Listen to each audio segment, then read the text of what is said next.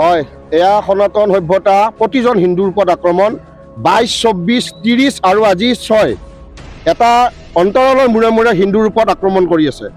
আৰু এই আক্ৰমণে এবাৰ অলপ বেলেগ কৰিছে এইকাৰণে ইয়াৰ আগত আমাক শিৰচ্ছেদ কৰিছিলে আৰু এবাৰ মুচৰিছে এই বিধৰ্মীসকলৰ আক্ৰমণে আমাক কি বুজাইছে আমাক পৰীক্ষা লৈ আছে নেকি হিন্দু সংস্কৃতি সভ্যতা ধ্বংস কৰি গৈ আছে হিন্দু মনে মনে আছে বুলি পৰীক্ষা লৈ আছে নেকি কিন্তু এয়া আমি প্ৰত্যুত্তৰৰ সময় মুখ্যমন্ত্ৰী ডাঙৰীয়াক অনুৰোধ জনাইছোঁ 1 তাৰিখে আহি তেখেতে আমাক কৈছিলে যে ইয়াত আমাৰ যিটো আমাৰ মন্দিৰ ধ্বংস কৰিছে ধ্বংসৰ ওপৰত ব্যৱস্থা গ্ৰহণ কৰিব আমি আশাবাদী ব্যৱস্থা গ্ৰহণ কৰিব কিন্তু মই এটা কথা আপোনাৰ চেনেলৰ জৰিয়তে অনুৰোধ জনাওঁ যে হিন্দুসকল এনেকৈ শুই থাকিলে নহ'ব ইয়াৰ আমি প্ৰত্যুত্তৰ দিবলৈ আমাৰ সময় আহিছে প্ৰত্যুত্তৰ দিব লাগিব আৰু আমাৰ এটাৰ পিছত এটা চাওক এটা নিৰ্দিষ্ট ব্যৱধানৰ ওপৰত আক্ৰমণ কৰি আছে মন্দিৰত ইয়াৰ আগত এদিনাখন হৈ গ'ল আমাৰ চপাইত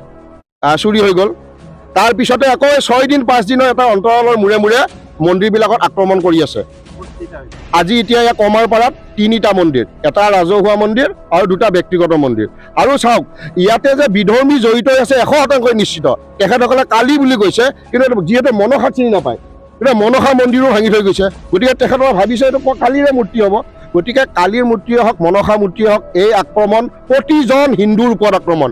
বিশ্বত থকা প্ৰতিজন হিন্দুৰ ওপৰত আক্ৰমণ গতিকে বিশ্ববাসী যিমান আপোনাৰ পৃথিৱীত যিমান হিন্দু সমাজ আছে হিন্দু আছে সকলোকে অনুৰোধ জনাইছোঁ আমাৰ ইয়াত যিটো আমাৰ ব্যৱস্থা কৰিছে ইয়াতে আমাৰ বাংলাদেশ বনাব বিচাৰি আছে এখন বাংলাদেশ নহয়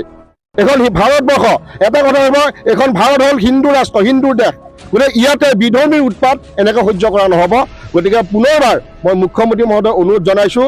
এই ব্যৱস্থাটো ইয়াতে ৰখিয়ে আছে ইয়াত সুন্দৰভাৱে পুলিচ প্ৰশাসনকো অনুৰোধ জনাইছোঁ 5জন মানুহ আটক কৰি পেলাই ৰৈ গ'ল আমি তেতিয়াই কৈছিলোঁ যে ইয়াতে 5জন মানুহ জড়িত নহয় ইয়াতে অধিক মানুহ লাগিব মই নিজে গৈছোঁ 13টা মন্দিৰ যাওঁতে মোৰ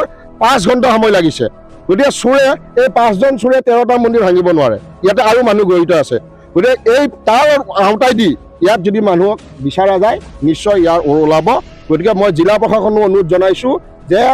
আজিৰ পিছত যাতে আৰু মন্দিৰ নাভাঙে তাৰ ব্যৱস্থা